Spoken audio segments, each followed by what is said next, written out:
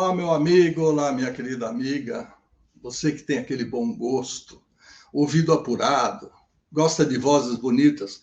Este é mais um programa da série Eles Ajudaram a Escrever a História do Rádio no Brasil.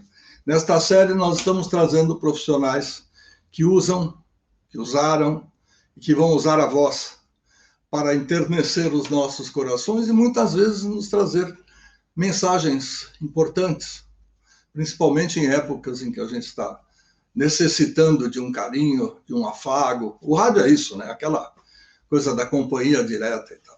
O amigo de hoje é um colega profissional, já trabalhamos juntos, já trabalhamos em correntes separadas, viajamos juntos, muita coisa aí a gente vai contar. Agora, eu particularmente, porque eu sou fã dele, eu considero o gentleman do microfone, o cavalheiro do microfone.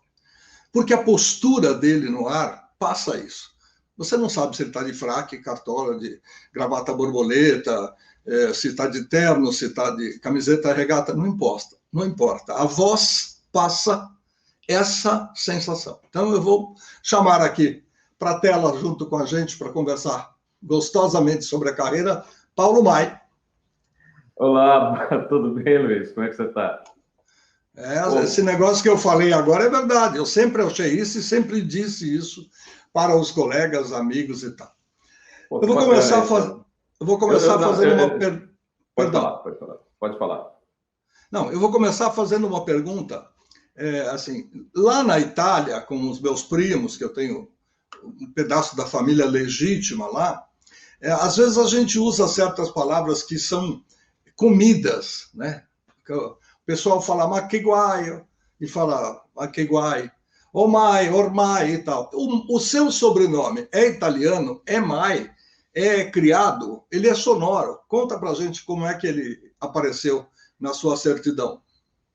Olha, apareceu na certidão. Aí, depois de muito tempo eu nasci em Pederneiras, né? Interior de São Paulo.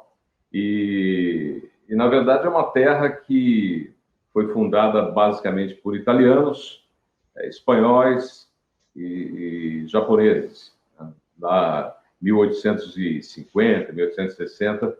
Então muita gente veio da Itália para cá, né? Meus bisavós, avós, enfim.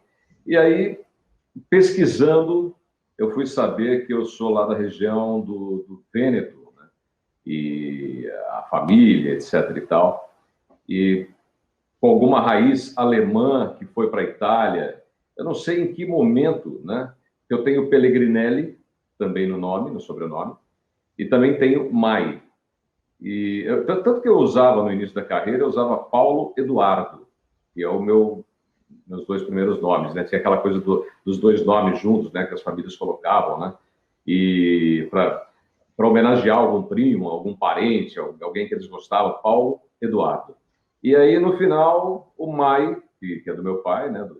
Do meu avô, Riccieri, que é italiano. E o Mai, fiquei sabendo depois que vinha da Alemanha com Itália, fixaram na região do Vêneto. Tanto que quando eu visitei Veneza foi engraçado, porque eu estava conversando com um comerciante de lá, de Veneza, né? E eu falando para ele que eu era descendente de italianos, etc. Então, ele com uma cara meio emburrada, assim, não ligou muito. Mas ele perguntou, de onde você é? Eu falei, daqui, né? De Veneza. Ele levantou de onde ele estava, aquele jeitão bonachão italiano, né? Quase falando com as mãos e tal, me abraçou e falou, não, você não é italiano, você é veneziano. Mudou um pouco a história ali, né? Eles são incríveis, né? Mas veio daí. Não sei te dizer exatamente em que momento nasceu o Mai. A gente está traçando uma árvore genealógica aí para achar isso. O casamento dos dois nomes é muito eufônico, é muito gostoso de ouvir. Então, cai fácil, as pessoas vão se lembrar. Eu achei que talvez tivesse algum corte de um nome maior que, de repente... Mas foi. Na verdade, isso aconteceu em Araraquara, que eu, no AM, em Pederneiras, era Paulo Eduardo, né? Depois eu fui para uma FM em Jaú. Eu fui o primeiro locutor FM de Jaú. Peraí, você já está contando a história inteira? É que a questão do nome, né? Quando eu cheguei em Araraquara, o Robertinho, pumba! Falou, não, Paulo Eduardo já tem um AM em São Paulo, que usa Paulo Eduardo. Que tal o Mai? E ficou, né? Ficou... Muito bom. Esse sabe das coisas. Bom, mas agora nós vamos voltar um pouquinho. Você nasceu em Pederneiras, é isso? Sim. Nasci e hoje moro ainda. Eu estou morando, eu vim de São Paulo em 2015 para fazer algumas outras coisas e acabei fixando aqui a base de novo e daqui eu monto o programa e tudo mais. O bom filho a casa torna, isso aí é antigo. E eu perguntar o seguinte, no começo da sua vida, não da carreira, você fazendo escola, fazendo ginásio e tal, alguém olhou, ouviu, falou, pô, o cara tem uma boa estampa, ele tem uma voz gostosa, será que dá para você fazer alguma coisa? Alguém usou você, não vou falar de serviço de alto-falante, que a sua geração não estava muito ligada a esse tipo de coisa. A mais antiga, sim. Mas como é que você desabrochou para o microfone ou se tocou que era gostoso fazer isso que a gente faz até hoje? Bom, Luiz, você falou do alto-falante, né? Aqui em Pederneiras, quando eu era bem pequenininho, eu passeava pelas praças, né? Pela Praça Central, inclusive, com a minha mãe, né? O meu pai trabalhava no cinema em frente à praça, né? Em frente à igreja, aquela coisa toda, então a gente passeava. E tinha um alto-falante ali, né? O coreto e tal. Então eu ia sempre lá conversar com a pessoa que estava, se não me engano era o Mauro, ficava ali colocando os vinis e tal. E eu queria sempre falar e às vezes mandava um recadinho, né? Para quem estava na praça, já pequenininho. Os meus tios, né? Por parte de mãe, já faziam rádio. E aí eu sempre gostei, sempre ouvi desde criança os meus tios no rádio, os meus tios no ar. Depois o meu irmão passou a fazer também a Rádio Cultura aqui de Pederneiras. E aí ele, um dia, ele me via sempre, desde os 8, 9 anos, com aquele gravadorzinho, lendo notícia, tentando falar alguma coisa. Eu já tinha essa coisa na cabeça, né? Que eu poderia fazer. Eu gostava muito. Até que um dia ele falou, pega esse gravador e vai fazer perguntas na rua e eu vou colocando no ar as perguntas. E aí, olha, eu entrava no programa dele, ele falava, olha, o Paulo Eduardo está na rua agora fazendo perguntas. Então eu fazia perguntas sobre Copa do Mundo, qualquer coisa assim que eu ficava lá pensando horas e horas, né? Sem internet, sem nada, a gente não tinha isso, né? Então foi aí, foi minha família e o meu irmão, né, o J. Mai, que me colocaram nesse caminho e acharam que eu tinha jeito para coisa. E aí, então, o dono da rádio, o Celso Alage, filho do dono, né, o Camel, falou, vou pegar esse menino aí, vamos fazer um programa aqui. E aí, Luiz, eu comecei com repórter esportivo, repórter de campo, plantão esportivo, até conseguir um programa a 1h da tarde, quando eu saía da escola, almoçava, ia para a rádio a 1, para fazer até as 3 um programa jovem. A gente tocava de tudo também, né? Desde rock progressivo até o Odair José, né? Era uma salada.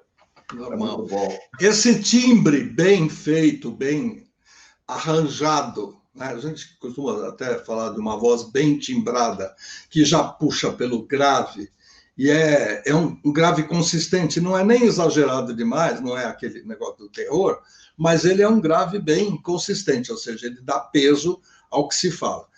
Em que época da sua vida você mudou? Porque tem uma fase que a gente troca do mesmo jeito que o passarinho troca de pena, a gente troca de voz, né? Vai saindo, as cordas vocais vão se ajustando, etc, etc. Quando já que você não teve na geração anterior, ou seja, seu pai talvez não tenha sido dessa área, nem seus tios e tal, começou exatamente com seu irmão mais velho, como é que você percebeu essa mudança e quando foi? Com que idade, mais ou menos? Eu percebi que, assim, a partir dos 18, 20 anos, a coisa já tinha começado a esquentar, né? Eu fazia sempre um programa jovem, sempre jovem, né? Tanto que quando eu fui parar em Jaú, depois Araraquara, sempre programas jovens. Ribeirão Preto, mais ainda jovem. E quando eu cheguei a São Paulo, eu fui para a Antena 1. Aí, ali, anos 83, por aí, 83, se não me engano, que eu fui para a Antena 1, aí o Sacomani já, olha, Paulo, já tenta colocar mais assim, tenta fazer de um jeito.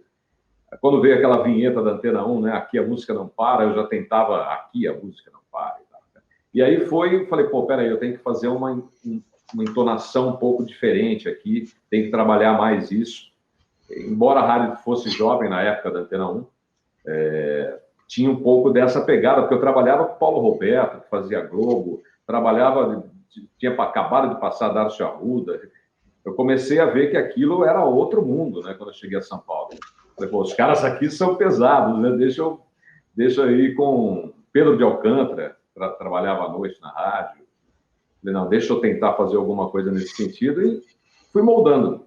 Foi por aí, foi nos anos 83, por aí, que eu me lembro bem. Eu gosto muito do rádio do interior, porque não que ele seja mais verdadeiro, mas ele é mais autêntico.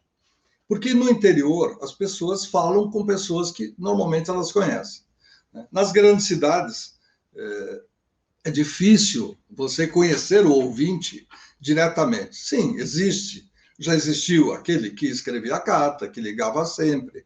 O sardentinho do padre, como dizia José Paulo de Andrade, aquele pentelinho que não saía. Eu sou um desses, eu me identifico com facilidade. Mas ainda no rádio do interior, como é o resultado daquele profissional que faz rádio? Vamos dizer, esquecendo a parte do repórter que fazia perguntas para o irmão, mas depois que você já passou a ter o seu primeiro programa tal, como é o lado 2, o assédio, o encontro, ou é uma coisa normal, o cara trabalha na rádio, é mais um amigo e tal. Qual é a idolatria que a pessoa do interior, que eu acho que é mais autêntica, repito, oferece para o profissional de rádio e da voz? Pois é, você tem você encontra as pessoas na rua, né? Pô, te ouvi lá, você falou isso, você falou aquilo. Na minha cidade, você passa por mais um habitante normal, né? Um amigo do dia a dia, que te ouvi ali e tal. E você tem também aquelas pessoas que escreviam cartas, né? Que ligavam e que queriam conhecer o locutor, queriam ir até a rádio, e diziam que fazia bem ouvir, porque às vezes o dia não estava tão legal e, poxa, a gente transmitia alguma coisa interessante. Quando você passa aí um pouquinho mais para cidades onde você não mora, mas você está numa rádio um pouco maior, a idolatria já fica um pouco diferente, né? Já fica uma coisa mais distante. Então, não tinha internet, né? Então você tinha sempre aquela visão de como que seria o locutor, então mais cartas, sempre muita carta, né? Até os anos 80 e 90, enfim.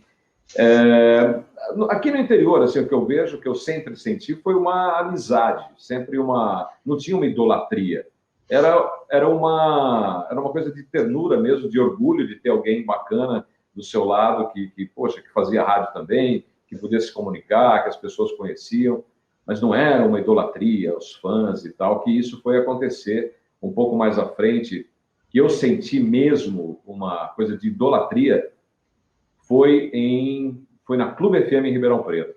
Aquilo eu não me esqueço. Teve eles montaram um palco na 9 de julho, em frente à avenida, né? E fecharam a avenida. Se não me engano, foi Rosa Maria Murtinho, o marido dela na época, né? O ator também, muito famosos, iam fazer uma peça de teatro, e a Clube estava lançando uma campanha muito bacana, com pôster de guitarra. Lindo. E aí os apresentadores foram para o palco. E aquela avenida lotada, chapada.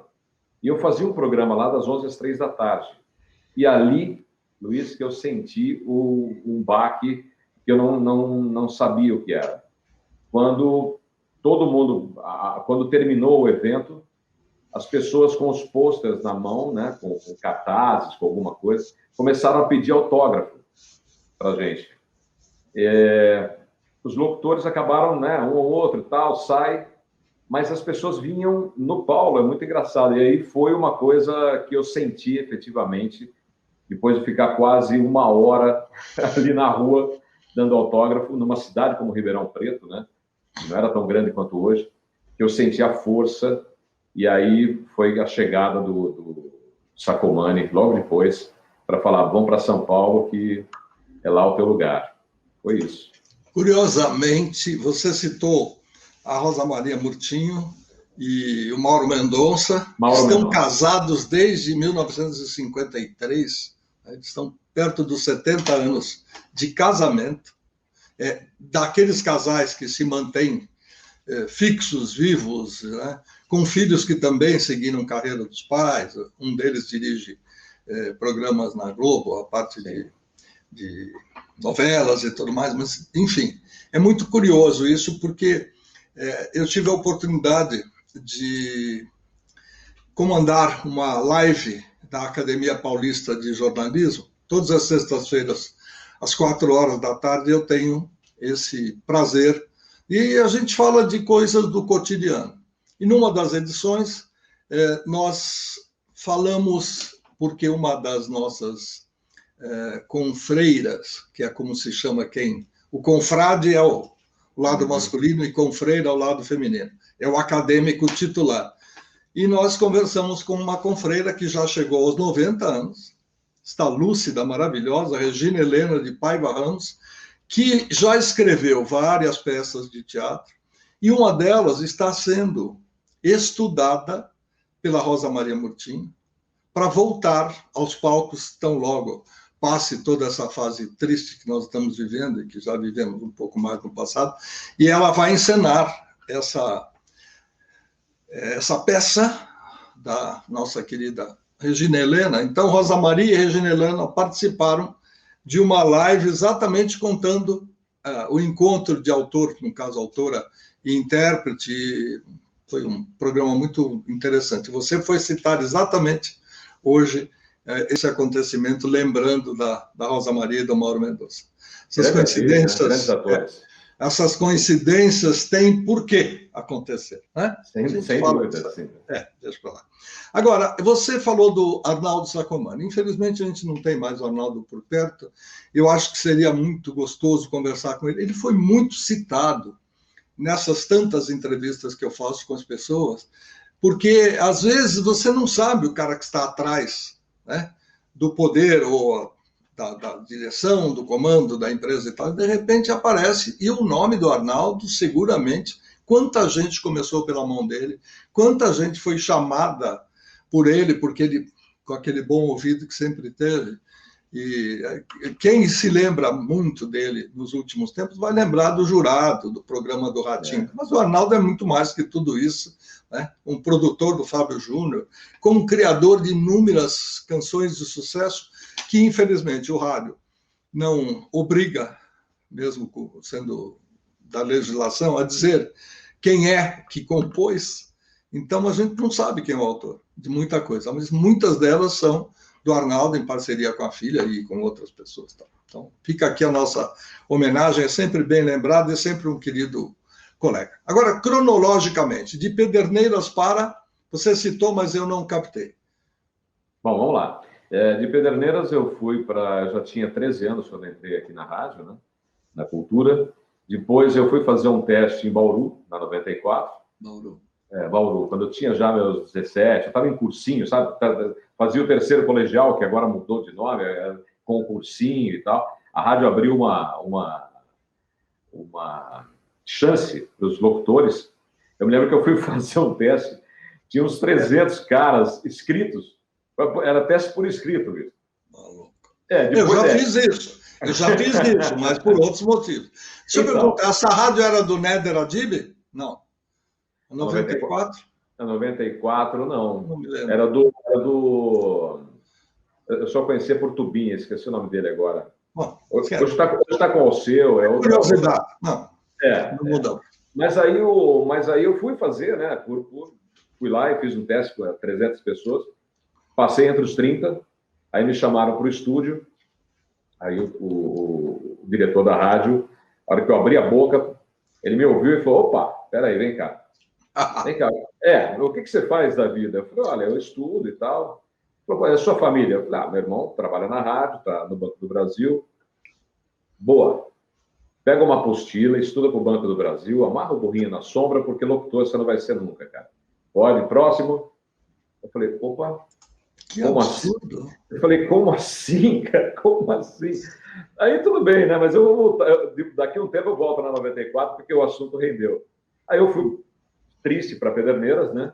E aí um dos amigos que estavam na rádio também conhecia um cara que estava abrindo uma rádio em Jaú, o Alides Fabres e o seu Alcides, os dois irmãos. Eu fui lá fazer um teste e o seu Alderi, ele falou, rapaz, pô, você é bom, hein? Você é novinho, mas é bom. Você não quer fazer um horário aqui? Eu falei, posso fazer. Ele me deu um espaço que a rádio não tinha, na verdade era só música que tocava. Eu entrei no sábado à tarde, fazendo o programa, e comecei ali, né? Não ganhava nada, na verdade, né? Eu pagava para fazer, levava meus prêmios, meus brindes e tal. Eu queria aprender, eu queria saber como que era aquilo lá ao vivo, um FM, né? Nunca tinha estado no FM. Até que depois, o Irineu Toledo, você conhece muito bem, era diretor da Morada do Sol, e ele me ouviu em Jaú. E o Paulo Roberto, um cara de Bauru, já tinha falado de mim para ele. Ele me chamou para fazer um teste em Araraquara, eu fui na Morada do Sol, passei. Aí eu terminei, na verdade, o meu tiro de guerra, né? Estava com o cabelo completamente raspado. Terminei em Araraquara, fiquei um mês ali para terminar o Exército. E nesse um mês eu fiquei ensaiando, fiquei treinando. E eu tive a sorte, Luiz, de ter um chefe como o Robertinho Montoro, cara jovem na época, né? É jovem até agora, o encontro com ele é sensacional, né? E ele falava, Paulo, eu estou trazendo umas fitas de São Paulo, aqueles rolos, né? Colocava lá no Ampex e a gente ficava ouvindo. E qual emissora que ele trazia? Ele só gravava Jovem Pan, Jovem Pan, Jovem Pan, Jovem Pan. Então, eu me moldei, né? Treinei a minha vírgula para virar vírgula ali em Araraquara, com caneta na boca e tudo. E sempre ouvindo Jovem Pan, Jovem Pan, Jovem Pan. E aí, quando eu fui entrar no ar, eu praticamente era um cara da Jovem Pan entrando no ar, na Morada do Sol em Araraquara, né? Então, daí eu fui contratado pela Clube Ribeirão Preto. Eu fiquei lá um ano e pouco, e depois já o Sacomani me trouxe para a Antena 1, de São Paulo, e Jovem Pan, depois o Tutinha me contratou para ficar. Eu saí de lá em 88. 88 eu saí de lá, mais ou menos. Quando você fala em Jovem Pan, nós estamos falando de FM, certo? Sim, FM. Porque o que o Robertinho gravava era a frequência modulada e levava para lá. Aliás, eu vou contar para você, eu como fui consultor de rádio durante alguns anos e como atendi muita gente do interior, da Jovem Pan para frente, ou seja, de 81, assim que ela entrou no ar, aconteceram coisas muito curiosas. As pessoas vinham para cá, isso não é novidade para quase ninguém, elas vinham para cá de qualquer cidade do interior ou do resto do Brasil, de outros estados, e elas paravam no hotel, como normal. No hotel, elas conseguiam lá um jeitinho de pegar o videocassete, porque existia nos hotéis, compravam várias fitas na Santa Efigênia e botavam lá no SP para gravar 6 horas de programação. Então, o período que eles ficavam na rua comprando e fazendo outras coisas, eles aproveitavam para deixar gravada. Quando voltavam, trocavam a fita, porque ela gravava 6 horas na rotação lenta, já era demais, e gravavam outras 6. Então, às vezes, o sujeito tinha a programação de combate, vamos dizer assim, das 6 da manhã, meia-noite, todinha lá. Chegava, ficava não só copiando, como ajustando, procurando coisas parecidas do tipo das vinhetas internacionais que eram usadas, não só ali, né, mas o Caion já usava isso na radiodifusora AM, a Excelsior usou um pouco também, menos. Mas, enfim, era curioso porque era exatamente isso que as emissoras de outros estados e do próprio estado de São Paulo, mais de cidades do interior, vinham buscar um pouquinho de informação aqui em São Paulo. E eu me divertia porque muitos deles queriam comprar produtos da Jovem Pan, né? Humor e tudo mais. E chegou uma hora que eu conversei com o Tutinho, eu falei, olha, tá cheio de gente. Ele falou, tudo bem, vamos pegar o Rogerinho aí, a gente põe no canto e vamos copiar algumas coisas, tirando a cabeça, ou seja, faz uma produção normal e vamos vender. Então, por muitos e muitos anos, né, a programação da Jovem Pan, de grande sucesso, e eu me orgulho de ter participado desse começo, foi para frente. Mas o entrevistado é Paulo Mai, e não... Não, mas faz parte, porque eu estou me lembrando aqui, né, aqui em 77, 78, no nosso radinho AM, né, do meu irmão, que a gente ouvia o esporte, futebol e tal, eu também ouvia muito, você falou da difusora, mas aqui pegava muito bem, aqui em 350 quilômetros de São Paulo, né, pegava muito bem a Excelsior, a Sim. máquina do som, né, e eu ouvia demais, eu era muito fã do Peça Bis para o Sucesso, tinha o César Fofá, na época, e eu falava assim, poxa vida, eu tenho que falar igual esse cara aí. Eu gostava muito do César Fofá na época. Ele tinha uma voz macia, né? Tinha, não? Tem. Eu era fã do César Fofá, né? Muita gente começa imitando alguém, né? Então eu sempre falo, eu comecei com o César Fofá na Excelsior, né? E depois eu fui me adaptando a outros locutores e ouvindo, etc. e tal. Mas o César sempre foi ali com a Excelsior, né? A máquina do som. E depois eles lançavam um álbum, às vezes tinha ano que lançavam 2 álbuns, um álbum. Eu ficava louco com aquilo, né? Caramba, cada música. Época de Barry Manilow estourando, época de, sei lá, era muito bom. Você falou em medley? Não, o Barry Manilow estourando ali nos anos 70. Era uma época dessa, né? Que tinha aquelas... Sim. Músico brasileiro cantando inglês, tinha um monte de coisa. Eu vou até fazer um pequeno merchan, não faz parte do esquema, mas quem utilizar o YouTube, para quem estiver nos assistindo agora, e entrar lá no canal que tem o meu nome, Luiz Fernando Malhoca, não esquecer que agora eu tenho mais um C, porque há alguns anos, 10 passados, eu virei italiano legítimo, porque o meu nome original deveria ter sido grafado com 2 Cs. Mas um desses tantos modernistas, quando meu pai veio se registrar, ele nasceu em Mococa, quando ele veio para São Paulo, o rapaz falou a ele, isso ele me contou, olha, consoante dobrada não tem mais, PH não tem mais, a nova ortografia tirou tudo isso, então o seu Malhoca vai ser como um só. E depois isso nos custou mais de $500 para poder remontar até o seu Francesco Antônio Malhoca original, que veio para o Brasil, infelizmente, no caso dele, felizmente, no caso do meu avô Júlio Curti, que era o materno, ele adorou tanto o Brasil que ele já se naturalizou. Mas o outro não, manteve a cidadania italiana e isso permitiu que toda a família ganhasse. Mas eu estou falando isso para que a pessoa grave e entre lá no listas de reprodução, naquele item, você vai encontrar a história da Rádio Excelsior em 4 capítulos, contados por vários dos locutores, notadamente Antônio Celso, que era o chefe da máquina, da escuderia da máquina do som, e o César Fofá, que participa das entrevistas, contando um pouco da sua passagem pela emissora e tal. Tem uma série que é da Rádio Difusora e uma série que é da Rádio Excelsior. É muito curioso, muito gostoso, e para o meu lado mais ainda, porque eu ganhei o prêmio APCA de 2020 exatamente por ter a ideia de reviver o rádio e remontar a história dele contada pelos profissionais, porque se não for isso, não tem jeito. Quem é que sabe o que é que foi feito na emissora e tal? Cadê os livros? Não tem nada disso. Uma ou outra revista da época que ainda podia falar um pouco, as revistas falavam todas de televisão.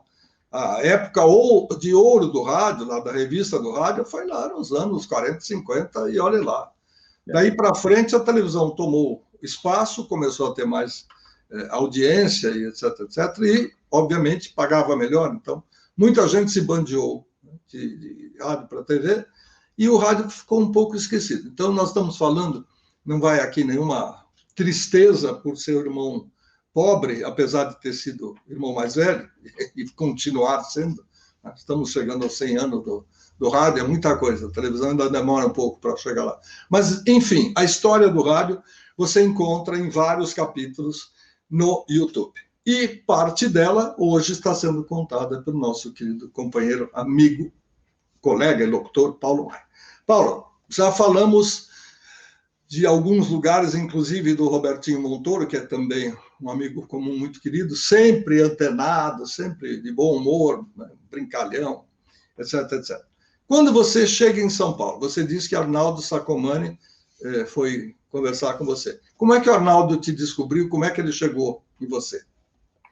Rapaz, ali foi muito engraçado, porque eu em Ribeirão Preto, né, fazendo o horário das 11 às 3, inclusive ali, eu estava comentando outro dia num grupo de radialistas, o Banana, né, o recordista do Guinness, né, ele contando que eu fui o primeiro professor dele, porque o tio dele me patrocinava, e lá na clube ele ficava todo santo dia ali do meu lado, sentado em cima de uma pilha de discos que tinha ali do lado lá na clube, né? Ele ficava vendo o material e tal, ele sempre falava, poxa, o pessoal te ouve muito nas outras emissoras também e tal. E um dia eu recebi uma ligação que parecia muito ser do Fernando, que era o diretor da Diário, a concorrência mais direta, assim, vamos dizer, da clube na época. E aí, eu falei, ô, Fernando, tudo bem e tal? Ele falou, ô, lindo, aqui é o Arnaldo Sacomani e tal. Eu falei, ô, Fernando, eu já conhecia o nome Arnaldo Sacomani, né, e eu falava para todo mundo. Ele falou, eu falei, ô, Fernando, para com isso, né?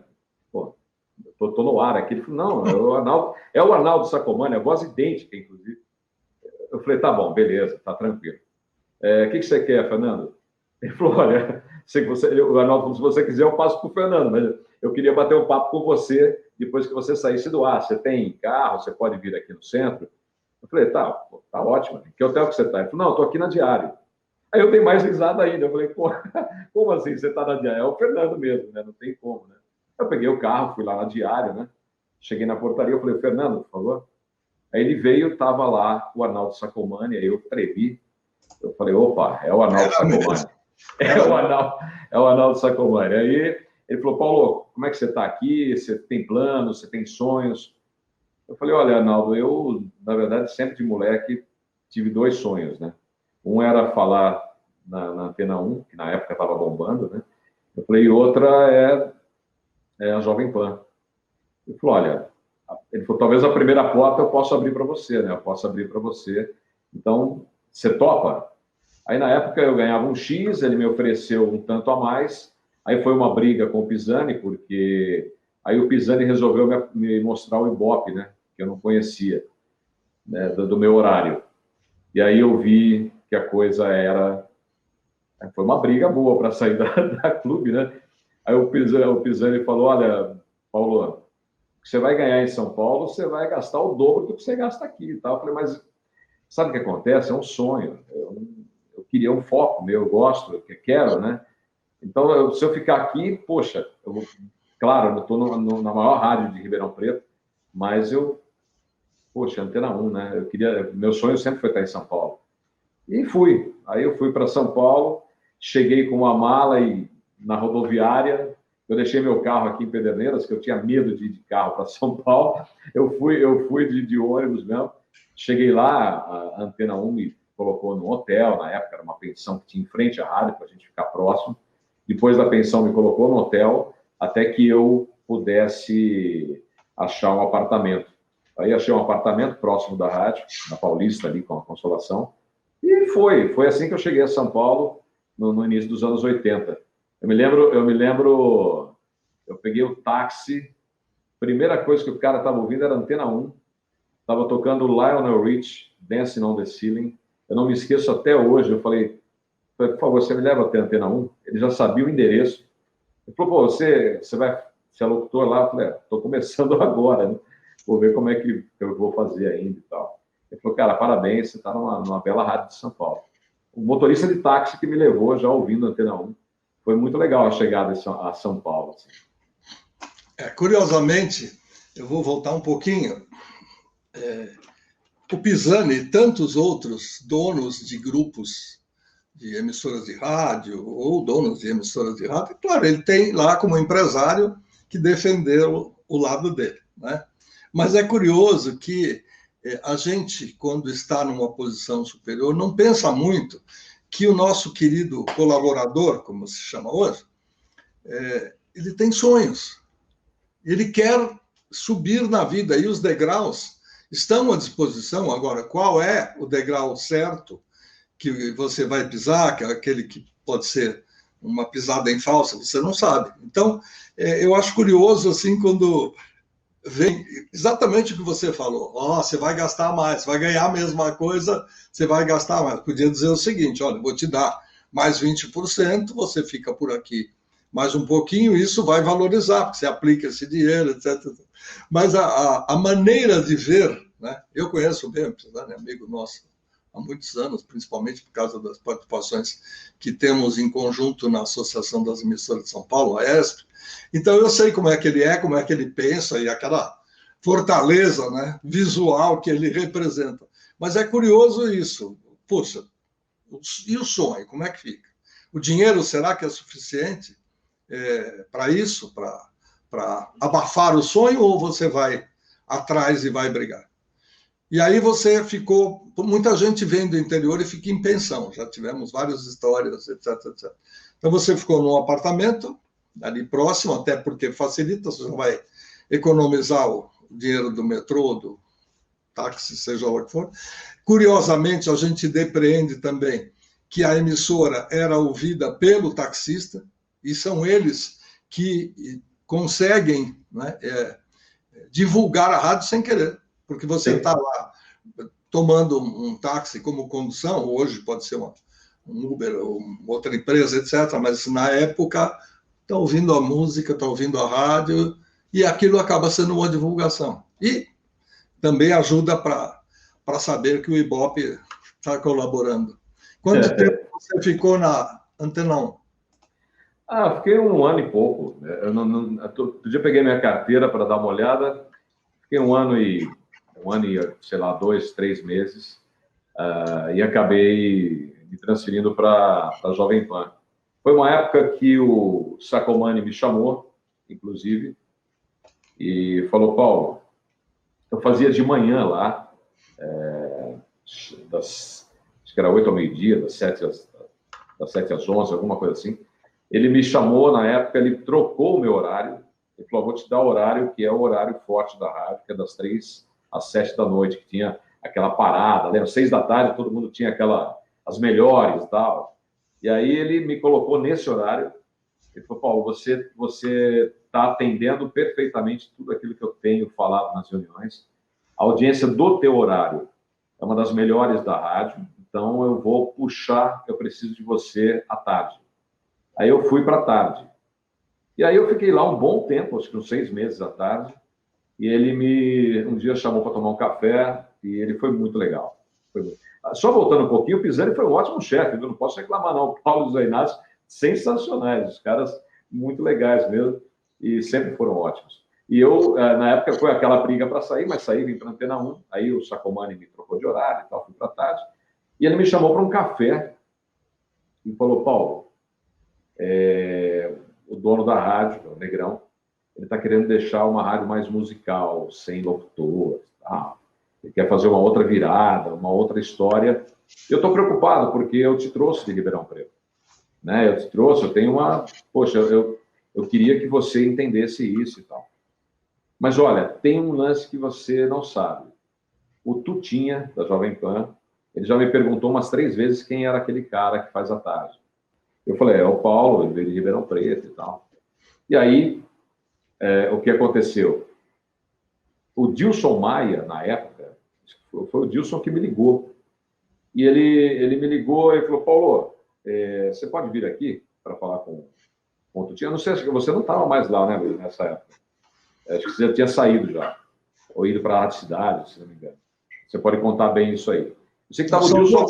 Eu tenho 2 etapas na PAN, depois eu falo. Não quero não. E aí o Dilson Maia estava lá. Aí ele me chamou, ele falou, Tutinha quer falar com você. Eu falei, tá bom, beleza. Eu vou... Poxa, deu uma tremida e tal, o Sacomani já tinha falado e tal. Bom, o que aconteceu? Fui lá, Dilson Maia na porta da discoteca ali, na época, e o Tutinha vem. Eu falei, opa, vai começar a reunião, né? Aí o Dilson Maia chegou e falou assim, ô Tutinha, esse aqui é o Paulo Maia. Ele falou, pô, prazer, o que você faz? Como que eu faço? Eu sou locutor da Antena 1, inclusive, né? Eu tô ali com você no horário, às 3 da tarde, né? Ele falou assim, mas você é locutor? Eu falei, sou. Mas eu não estou precisando de locutor. Pegou e entrou na sala da discoteca ali. Eu fiquei olhando para o Dilson Maia, o Dilson olhou para mim, branco, falou que não sabia o que falar. Ele falou, Paulo, cara, eu não sei o que te dizer, cara, tu tinha assim mesmo e tal. Eu falei, olha, desculpa, mas... Poxa, você viu o Ibope aí, como é que tá? O Antena 1 e Jovem Pan estão pau a pau no primeiro lugar. Quer dizer que eu estou pau a pau e ele não sabe quem eu sou? Não é possível. Ele sabe quem você é, cara. Não sei o que aconteceu. Falou, você pode gravar um piloto ali com o Rogerinho? Eu falei, não vou gravar, não. Fiquei pé da vida. Não vou gravar. E se você quiser, me ouça lá na Antena 1. O Dilson falou, cara, grava alguma coisa com o nome Jovem Pan. Aí o Rogerinho estava lá, entrei no estúdio, pé da vida. E, cara, nessa hora, como você falou, nada é à toa, né? A hora que eu entrei no estúdio da Jovem Pan para gravar ali no 14º andar, me veio à mente aquelas fitas que o Robertinho trazia da Jovem Pan, Jovem Pan, Jovem Pan. Eu entrei no mundo Jovem Pan na minha cabeça e fiz o teste. No dia seguinte, o Dilson Maia me chamou e falou, Paulo, tu tinha que falar com você. Eu falei, pô, ele sabe quem eu sou? Não, ele ouviu o teste aqui. Aí eu fui recepcionado naquela salinha do fundo que você conhece, cheio de discos na parede e tal, o Empire State ali na mesa. Ele com o pé na mesa, me recepcionou dessa maneira, né? Falou, cara, não vou nem tentar imitar, porque você conhece bem a voz do Tutinha, né? Ele falou, cara, eu ouvi o seu teste aí. Eu falei, poxa, que bom, foi bacana. Você gostou agora? Ou não? Cara, ele falou, você é muito ruim, você fala muito rápido, você fala não sei o quê. Mas ele acabou comigo ali. Eu falei, Tutinha, ontem eu vim aqui, você não me conhecia. Hoje eu venho aqui, você acaba comigo. Ele falou, não, eu te chamei porque você começa hoje. Eu falei, como assim que eu começo hoje? Eu falei, estou na Antena 1, acabei de sair da Antena 1 agora. Ele chamou a Sandra, aquela secretária, você deve lembrar dela. Falou, Sandra, liga para o Sacomani. Aí ligou para o Sacomani, eu falei com ele no telefone, ele falou, bicho, cara, aceita. Vai nessa, cara. Eu vou estar aí daqui a pouquinho, tá? Fica frio, eu quero você aí na Jovem Pan, né? E foi assim que aconteceu. Ele me apresentou, na época, o Emílio estava no ar, o Emílio me apresentou aquela nave toda, a mesa e tal. Fiquei um tempo fazendo de madrugada, fiquei um mês ali trabalhando de madrugada, até que depois eu assumi o São Paulo by Night, que era das 8 até meia-noite, e que era o César Rosa que fazia. O César saiu da rádio, eu assumi, mas não assumi das 8 à meia-noite. Ali houve comigo a mudança do São Paulo by Night para as 10 às 2 da manhã. E a gente era quinto lugar da audiência, a gente chegou ali com Rádio Cidade, com o Globo, chegamos a liderar. Naquela época você liderava minutos, né? Liderava horas, saía, voltava. Era uma loucura. A rádio era muito forte, realmente, né, Luiz? Você sabe disso. O que você não percebeu hoje, você que é empresário de sucesso e tudo mais, já se tocou. A maneira de não valorizar muito o produto para que ele não custe caro é essa aí. Exatamente. O cara, entendeu? Porque se começar a endeusar, você já vai pedir mais do que você pediria, se é o caso. Então, de repente, esse truque do nosso querido amigo comum Tutinha é exatamente isso. É um jeitão de poder dizer, pô, cara, é bom, mas não troco. Mas já estava tudo armado, tudo acertado. E outra coisa curiosa, né? Que você fala, vou fazer um teste. Pô, eu estou no ar, as pessoas me ouvem. Às vezes é necessário para que você se concentre e tal. Eu, durante um bom tempo, eu deixei de chamar teste e passei a chamar de registro de voz. Porque isso aí aconteceu na TV Cultura. Eu tive vergonha de pedir ao Darcio Arruda, que era o meu ídolo na rádio difusora, quando eu ainda não trabalhava em rádio, só em televisão, que eu tenho um começo ao avesso aí de todo mundo. Eu comecei em TV para depois me apaixonar pelo rádio. Quer dizer, a paixão existia, a oportunidade não. E, de repente, eu falei, puxa, eu queria tanto que ele apresentasse um programa aqui na TV Cultura, mas como é que eu vou pedir para ele fazer um teste? É desagradável, é deselegante até. Aí veio essa ideia, você quer fazer um registro de voz para eu mostrar para as pessoas? Porque uma coisa é ele, a voz dele é a voz dele, mas ele fazendo uma emissora é uma coisa, e fazendo uma narração em televisão seria coisa diferente. Mas assim mesmo eu suei bastante para achar essa conversinha mole para pedir para ele gravar o teste, na verdade. Registro de voz é bom. Fica elegante, né? Fala, pode fazer o registro? Claro, sem dúvida. Aí, e outra coisa, às vezes você tem que mostrar para o dono da emissora, para um superior seu, dependendo da categoria em que você está, e nem sempre essas pessoas estão afeitas a ouvir o rádio como a gente que está lá na linha de frente todo dia. Então, o registro de voz, eu acho que resolve, pelo menos para que a gente possa... até porque, né, Luiz, você não é só questão do rádio, né? O locutor profissional, ele sabe que tem que ter... ele vai diariamente, né? Antigamente, né? Hoje também é que a pandemia não permite, mas ele vai a estúdios. Hoje ele faz de casa, ele manda o material dele para o estúdio de gravação, publicitário, ele faz outros tipos de locução, tem locutor que faz um programa X, Y e outro Z, estilos diferentes para poder colocar em determinadas emissoras de rádio. Então, e às vezes, como você falou, o diretor artístico da rádio te conhece. Então ele fala, poxa, esse cara é muito bom e tal, mas o dono da rádio não está muito aí, ele está aí com Las Vegas, né? Com Orban, com o aparelho e tal, não sei o quê, mas o conteúdo, ele não tem a mínima ideia quem você é, o que você faz, o que você representa, ou o que representou na história do rádio. Ele quer saber né? Enfim, aí, você mostra para o cara. E você está certo, acho que o locutor não pode ser, sabe, eu, na época, eu fiquei pé da vida, na verdade, não por achar assim, poxa, eu estou na Antena 1. O Arnaldo já tinha me falado que ele perguntou 3 vezes quem era eu, ou seja, ele já tinha ouvido, obviamente. Quando eu fui lá, o Dilson Maia disse que o Tutinha pediu a reunião, e quando eu chego, ele disse que não queria saber. E quando ele pediu o teste, aí eu parei, eu falei, poxa, é que eu estou aqui mesmo, né? Quando entrei no estúdio, veio falei, não, deixa eu gravar, porque... Deixa eu pelo menos tirar a casquinha, né? Eu estou aqui perto da Jovem Pan, né? Já estou dentro, né? Deixa eu tirar essa casquinha e fazer. E eu vou dizer para você o que eu acho como profissional, o casamento da sua voz com o projeto do programa foi 100%. Seria difícil o César ter uma voz agradável, uma voz bem leve, bem gostosa de ouvir, César Rosa, estamos falando, mas acho que o casamento do seu estilo, com a vontade que você tinha de vencer uma emissora do porte da Jovem Pan, e a proposta do programa, São Paulo by Night, até o nome, ele é um pouco pomposo, mas ele é elegante. E daí vem essa ligação que eu costumo dizer, que acho que foi um dos melhores casamentos, porque muita gente faz o mesmo programa, que na verdade é só um rótulo, né? O estilo é uma seleção musical que cabe para o horário e tal. Aí eu acho que você pontificou.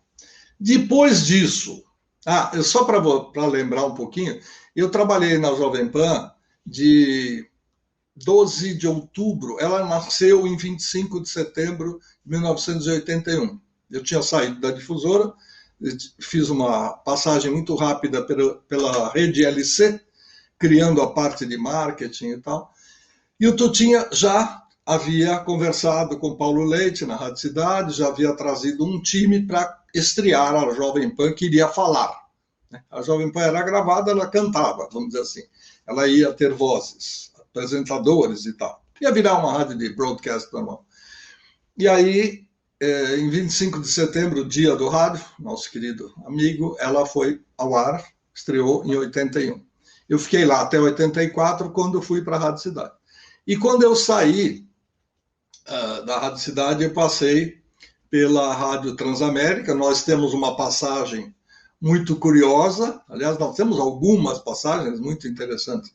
Eu acho que na própria Jovem Pan, na minha segunda passagem que o Tutinha me chamou para cuidar de promoção. Falou, agora que você não precisa cuidar da parte artística, já está tudo acertadinho, mas vamos fazer promoção. E aí, juntamente com o Carlinhos Franco, nós fizemos uma gincana chamada, junto com o SBT, chamada Gincana Mokichi Okada, que era Mokichi Okada, patrocinada pelo... eu tenho fotos com você ali. Sim. A camiseta e tudo mais. E aí tem uma outra, essa eu preciso falar porque eu tenho que puxar a sua orelha, eu nunca falei isso para ninguém, e talvez você não tenha nem percebido o que aconteceu. Nós fomos a Miami, cada um pela sua emissora, né? Você, acho que pela Jovem Pan, e eu pela Transamérica. Nós fomos convidados pela gravadora CBS, depois Sony, para assistir, que seria um grande lançamento, o show de Cyndi Lauper. Aí, você me pediu emprestado um gravador para fazer as... Nós temos fotos, inclusive, muito curiosas, né? Descrever um pouquinho a fonética, para ela falar um nome em português. Imagina, para falar Transamérica já não é fácil. Tudo bem que são palavras que ela conhece. America e tal. E aí, você ficou com o meu gravador. Você lembra o que você fez, não? Cara, eu era um moleque nessa época. Eu devo ter feito coisa de moleque nessa época. Eu não te condeno, porque até porque nós somos amigos e vamos continuar por muitos anos, se Deus quiser. Mas foi uma coisa assim que, quando eu fiquei sabendo, eu falei, eu não acredito que ele fez isso. Você pegou a fita que você gravou com a Cyndi Lauper, não sei se você tinha aquelas garrinhas que a gente colocava no telefone, que quando a gente viajava, às vezes fazia isso. Mas a Transamérica não tinha essa coisa de pôr tudo no ar ao vivo, tá? Era tudo pianinho. E então eu gravei as falas, alô amigos da Transamérica, aqui a Cyndi Lauper e tal, tentando fazer ela falar em português, e você, na noite, quando você me pediu o gravador emprestado, você já passou para a Jovem Pan, ou pelo bocal do telefone, ou pelas garrinhas, não sei. Aí alguém me liga da Transamérica. Oi? Eu também não me lembro dessa... A gente ficou no Intercontinental, se não me engano, né, nessa época. Alguém me liga de São Paulo, pro hotel, e fala, escuta, você foi aí fazer o quê? Eu falei, eu assisti ao show da Cyndi Lauper e gravar. Pô, Jovem Pan tá botando a Cyndi Lauper falando, alô, amigos da Jovem Pan, e você nada. Não acredito que o Paulo Mai tenha feito essa. Eu não me lembro dessa aí também. É uma coisa tão curiosa, porque eu poderia ter feito antes, falar, olha, eu te empresto o gravador depois, tá? Hoje à noite eu vou usar para outros efeitos e tal. E quando a gente está na batalha, entre aspas, né, os ouvintes pensam que a gente não se fala, que a gente não se gosta, que a gente é inimigo. Não, a gente, quando muito, é concorrente. E aí a gente... No caso, ficou estranho, porque um gravador, né, duas fitas, cada um da sua empresa, e aí eu levo uma chamada na orelha, dizendo, pô, meu, Jovem Pan tá pondo vinhetas da Cyndi Lauper, você tá aí e não falou nada. Se vocês permitissem uma jornalística, eu entraria direto de Miami, fazendo alguma coisa. Eu me lembro de ter feito por telefone, acho que do próprio estádio onde a gente estava, eu me lembro de ter ligado para a Jovem Pan e falado com eles, né? Falou, olha, estou aqui no show, tá demais, etc e tal, fazendo aí que ao vivo. Depois eu fui para Nova York, depois desse show, e estava tendo um lançamento lá também, aproveitei e fiz de lá ao vivo também, no horário do Emílio, várias vezes. Mas era tudo meio que ao vivo também. A hora que eu ligava, eles colocavam no ar ali, né? Mas... Olha, eu sinceramente eu não me lembro dessa coisa da fita. Você poderia ter chegado ali e falado, ô Paulo, que lance foi esse? Eu não me lembro mesmo, sinceramente. Eu brinco com isso porque a gente come bola sem perceber. Para mim não tinha problema algum emprestar o gravador, eu só estranhei que a Jovem Pan não te desse, ela que sempre prima pelos melhores equipamentos, não tivesse dado, e aquele gravador, eu não me lembro se eu comprei em Miami, porque quando a gente viajava também aproveitava, vou aproveitar e vou comprar algumas coisas para a emissora e tal, que facilita. Mas era um pequenininho de mão, não era? Era. Os 5 minutos finais eu quero dedicar a um dos seus projetos de maior sucesso.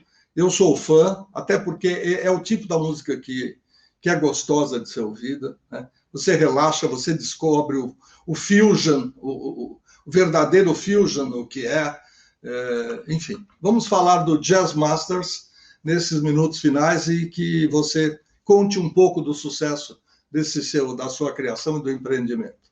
O Jazz Masters começou, na verdade, em 96, quando eu fiz um programa na Eldorado, que era o Chivas Special Times, que era um projeto de 6 meses para a marca, para a Sigram, e terminou, e eu apresentava, o Sérgio Scarpelli, na época, produzia com a parte musical, eu e ele ali escolhendo as músicas, e a gente sempre se falava durante a semana, e a gente colocava no ar na Eldorado no final de semana, e ainda nós tínhamos as doses de boa música, né, durante a semana, que a gente extraía do programa. Depois nós voltamos em 2003, a gente se reencontrou, porque eu fiz um programa com o Julinho Mazei, nessa época, 96. Eu criei um programa chamado LM Music, na época. Ficou 2 anos no ar pela Transamérica. E reencontrei o Sérgio, que ele era da Léo Burnet, da agência de publicidade da Philip Morris. Reencontrei o Sérgio em 2003. Falei, Sérgio, ouvindo aquelas músicas todas, né? Eu falei, cara, vamos fazer um programa de rádio. Eu apresento junto com você. Ele falou, Paulo, eu nunca fiz rádio. Eu falei, não, deixa comigo, eu apresento e você conta uma historinha da música, alguma coisa assim. Então, nós apresentamos o piloto para o Eldorado, e na época a Isabel Borba topou, o Rogerinho Chiochetti também topou. Ficou muito legal o projeto, eu levei para a Sigram de novo, eu falei, vocês não querem, nós vamos voltar para o Eldorado, vocês não querem patrocinar?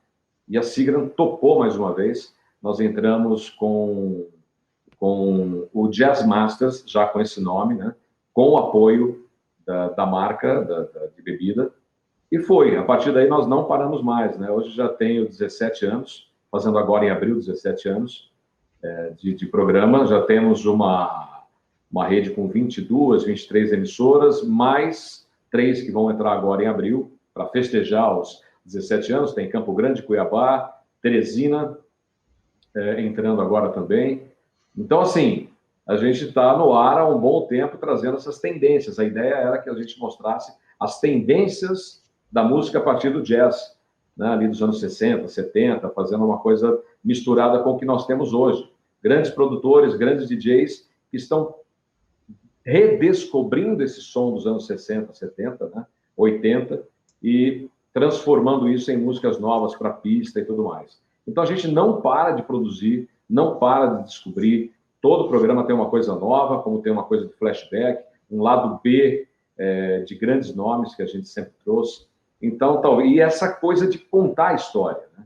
Conteúdo, a gente gosta de contar o que aconteceu naquela época, como se formou aquele grupo não tocava disco, ou tocava jazz, e por aí vai.